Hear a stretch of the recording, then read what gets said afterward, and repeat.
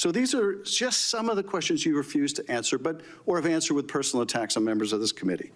You were asked whether you consulted with career ethics lawyers, as you promised you would do during your nomination hearing, when you approved the president receiving a $400 million gift from the Qataris.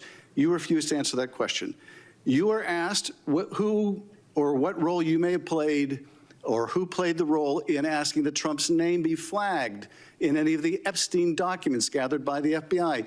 You refused to answer that question. You were asked whether Holman kept the $50,000 bribe money. You refused to answer that question. You were asked whether Holman paid taxes on the $50,000 bribe money. You refused to answer that question.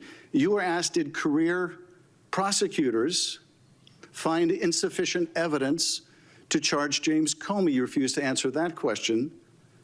You were asked, how are military strikes on these boats in the Caribbean legal? And you refused to even answer that question.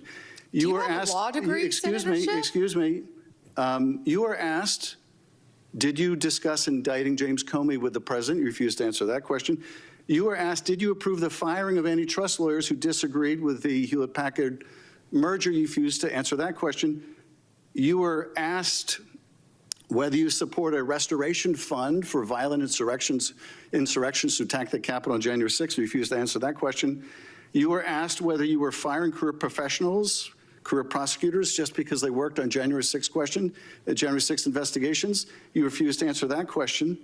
You were asked by my California colleague whether you believe government officials, like immigration officials, have to abide by court orders. You wouldn't even answer that question.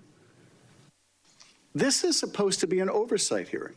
Oversight? Excuse me, you can attack me after my time is over. You've attacked all of us, including